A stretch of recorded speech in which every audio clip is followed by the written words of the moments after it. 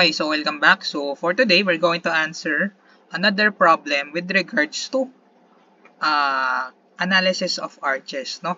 So let's see. Let's try to solve problem number 2. So problem number 2, determine the resultant forces in A, B, and C of the 3-hinge arc shown. When we say resultant class, kailangan mong i-Pythagorean theorem yung horizontal and vertical component na makukuha mong reaction sa point A, sa point B, tsaka point C.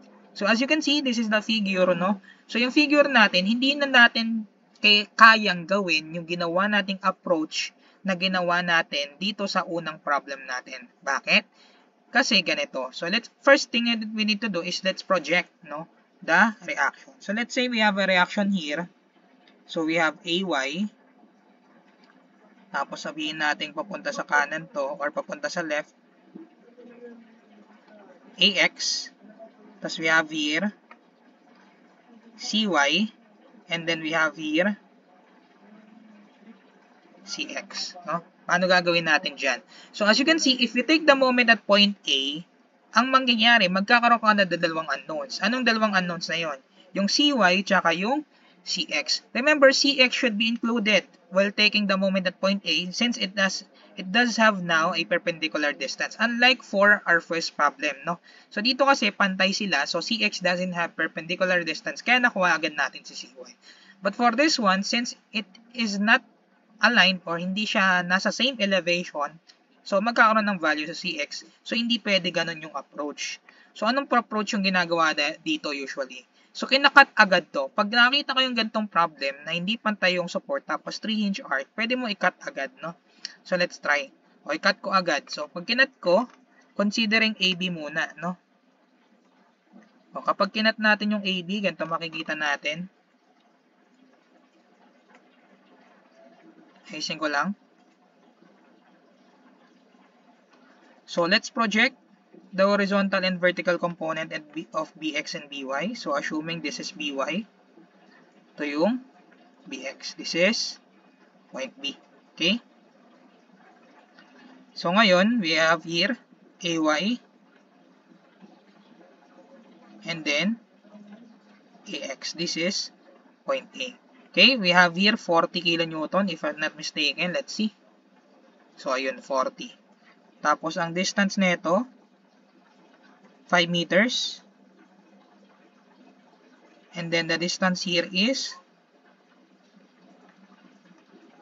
4 meters and then 7 meters. Okay?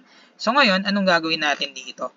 So, first thing we need to do is, yung plano ko talaga is to create two equation, two unknowns with regards to BX and BY. So, para may ma-solve tayo. Kasi kapag direkta agad natin mag-moment tayo sa point B, dalawa pa rin yung unknowns, no? Hindi tayo makakapag-create ng dalawang equation. So, mamaya, sundan nyo lang yung diskarte ko, no? Malalaman nyo din. So, paano yan?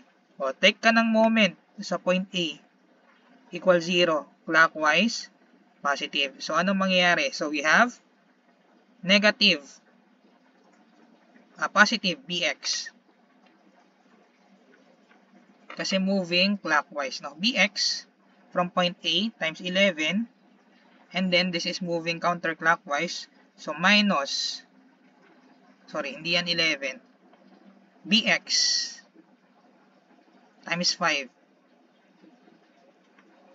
minus BY, kasi moving counterclockwise from point A, multiplied by 11, kasi 4 plus 7, that's 11, and then plus 40 times 4 equals 0. So, ngayon, simplify ko lang. So, this is 5bx minus 11by is equivalent to negative 160. Paano naging negative 160? Kasi moving clockwise yan. Kapag pinroject ko, or kapag nilipat ko sa kabila, magiging negative 160 yan. So, that is my first equation. Equation number 1. So, ngayon, saan manggagaling equation number 2? Sabi ko kasi 2 equation, 2 unknowns, no? Yung equation number 2 is manggagaling sa kabilang segment, no? So, ngayon, kailangan kong i-drawing ko kabilang segment. So, considering segment BC, so, anong mangyayari dyan? So, ngayon, since we projected yung point B dito or yung bx natin papunta sa left, tapos yung by natin papunta sa taas. So, kapag pinroject natin yan sa kabila, kapag other segment yung kinonsider natin, magbabaliktad yung direction. So, ito na ngayon yung bx mo. Ito na ngayon yung by mo. Okay? So, magbabaliktad lang. After that, let's project the reaction of cy and cx. And then we also have here 30 kilonewton. Tapos distances.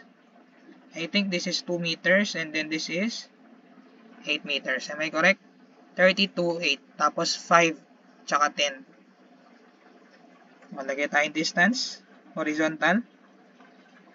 So this is 10 meters. This is 5 meters. Am I correct? Tama naman. So after that, ganun lang din, just like what we did on our first segment. So, mag-take ka ng moment sa point C. So, summation, moment sa point C equals 0, clockwise, positive. So, what will happen? So, we have ito moving counterclockwise, so negative px multiplied by perpendicular distance is 10 minus py, moving counterclockwise na naman, times 15, and then another minus 30 multiplied by 8 equals 0. So, simplify natin, 10bx plus 15by. Lipat ko lang sa kabila, no? Pag nilipat mo sa kabila, magiging 10bx. Lipat ulit sa kabila, magiging 15by. Ito matitira, negative. So, negative 30 times 8, that is negative 240. So, this will be our equation number 2. So, solving two equation, two unknowns, ang unknowns natin, bx and by, we can now solve the value of it. No? So, using your calculator na lang, so ano kaya yung value ng ating bx saka by? Okay? So, mode 5, 1 para sa mga kanon, no? 5, negative 11, negative 160. And then 10, 15, negative 240. So, ang nakukuha kong bx is negative 27.243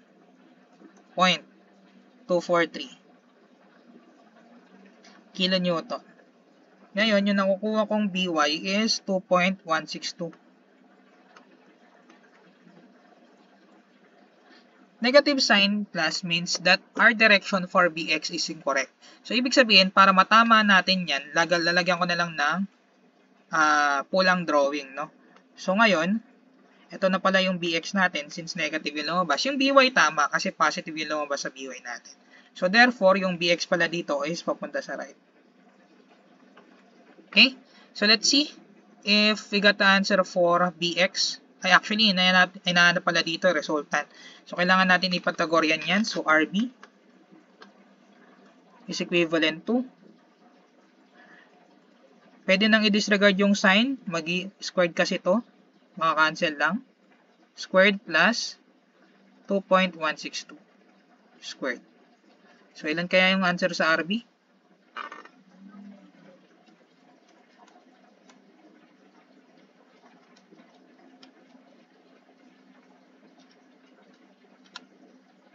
So, ano kukuha ko is 27.329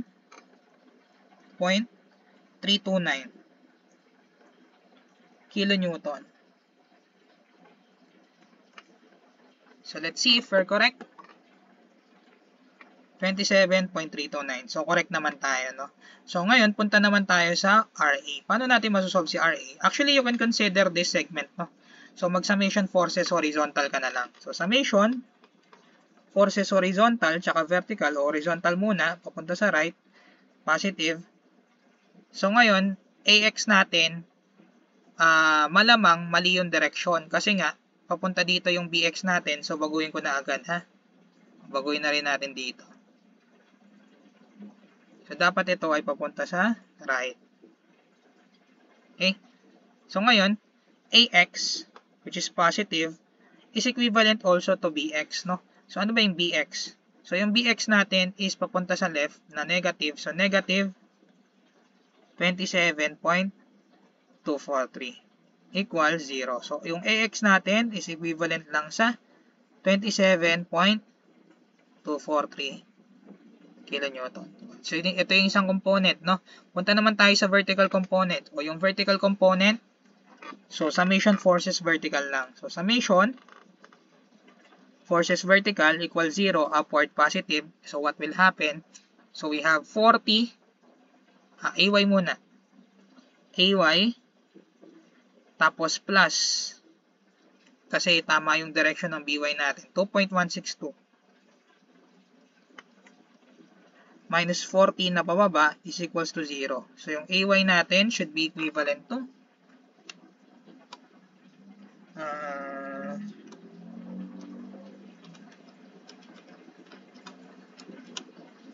37.383.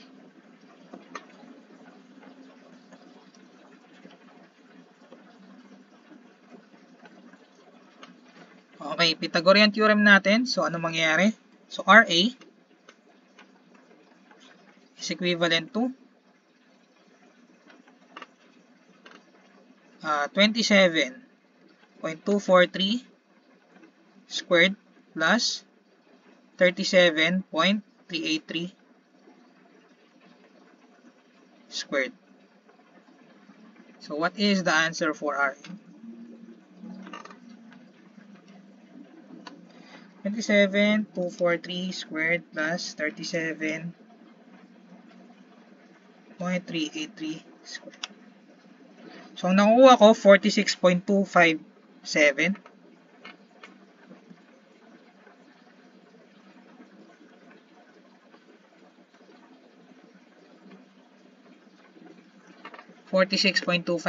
Let's see.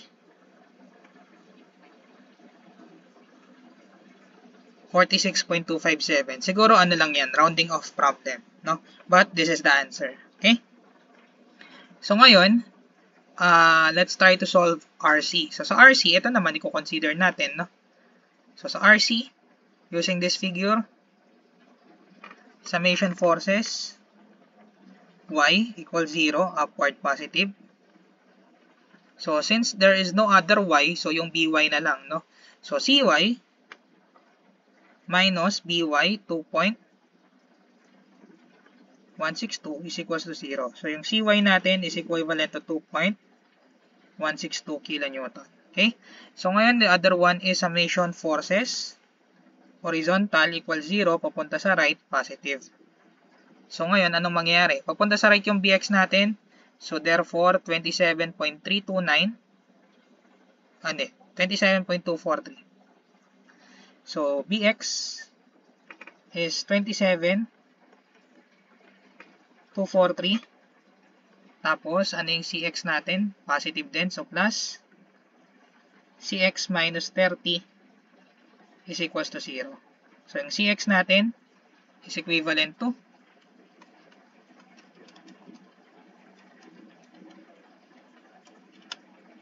2.757. Okay? So ngayon, anong gagawin natin? Pythagorean. So RC square root of 2.162 squared plus 2.757 squared. So yung RC natin is equivalent to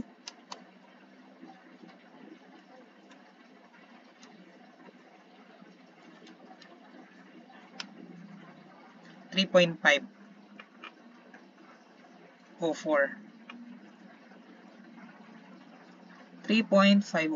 kilonewton. So let's see if we're correct. 3.504 kilonewton. So ganun lang, no? So kapag nakita kayo ng hindi pantay na support na 3-hinge arc, una nyong gagawin is ikat nyo agad.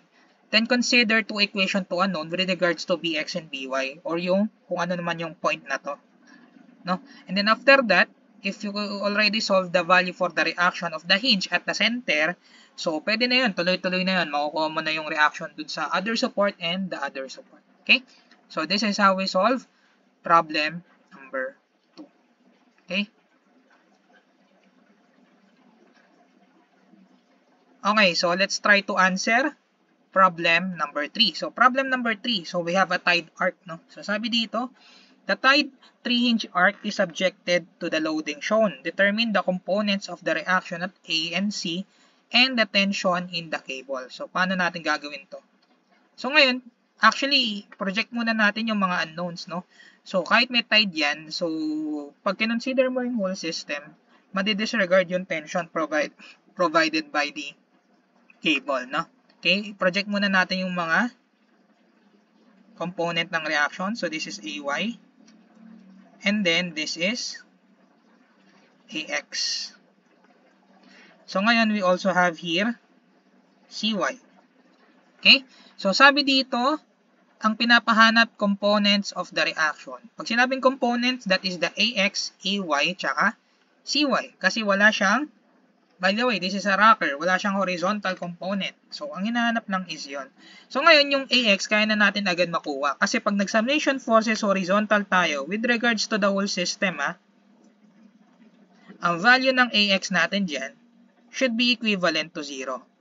Kasi with regards to the whole system, we do not consider yet the tension provided by the cable. So, therefore, our reaction for the horizontal component ng A is 0. Okay?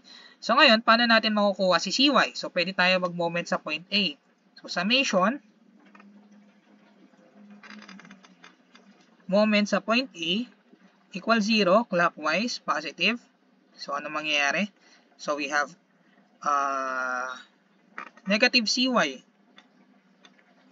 multiplied by perpendicular distance. This is 2 plus 2 plus 1, that's 5, plus 0.5, that's 5.5.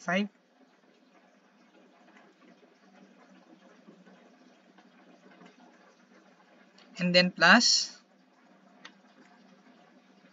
15 times 0.5. And then plus 10 times perpendicular distance, that is 4.5. And then equate mo yan sa 0.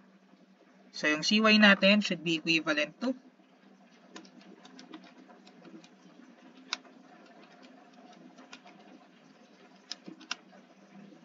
9.545. 9.545 kilonewton. Okay? So that is already our answer. As you can see, we are correct, no? Nandun sa taas. So answer din nito. So ano yung next step? Next step is we need to get the value for the vertical component of point A. So summation force vertical lang yan.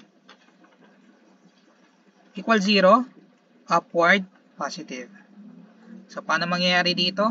So we have AY minus 15 minus 10. Minus 15 minus 10 and then plus 9.545. Saan galing to? Ito ay reaction ng C na upward, no? Equal 0. So yung AY natin should be equivalent to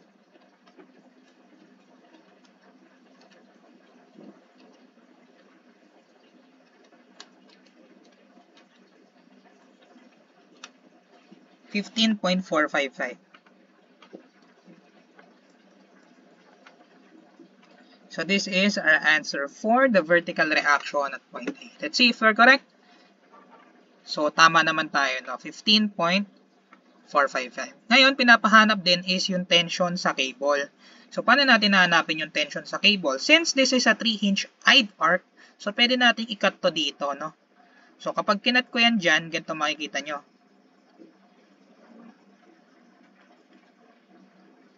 So ito yung point B natin. Ito yung point A. So, yung point A ko, meron akong vertical reaction na 15.455.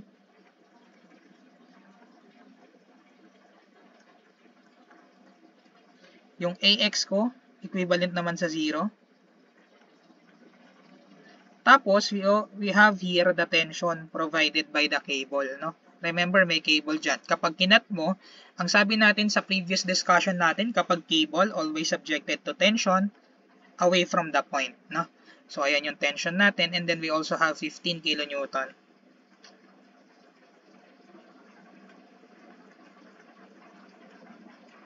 Okay? So, the distance here is 2 meters.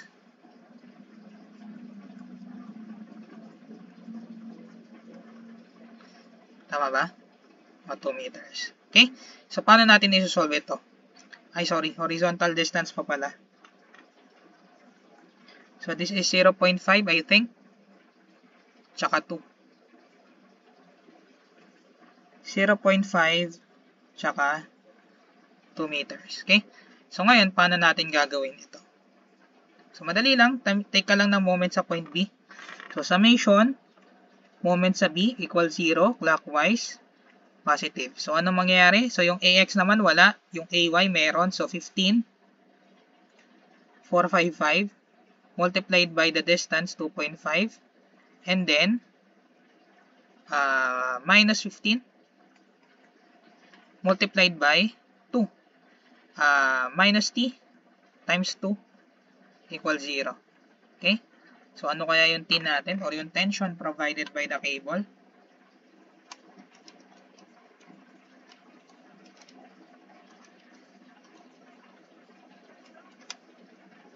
.319. So, ang tension provided by the cable is 4.319. Let's see if we're correct. 5.32. So, correct naman. So, ganun lang, no? If you're dealing with a cable, so kapag kinonsider mo yung whole structure, kung nakatay dyan dito, pwede natin i-disregard muna yung force induced by the tension in the cable. So, pwede ka na agad kumuha. Kaya lang tayo nakapag-moment at point A agad dito, kasi yung isa is a roller. It doesn't have any perpendicular, horizontal reaction, even though the support is not level, no? So, ganun lang. Okay? If you have any other questions, you can provide that or you can comment that in the comment section below. Kapag wala na, okay. And then see you on the next video.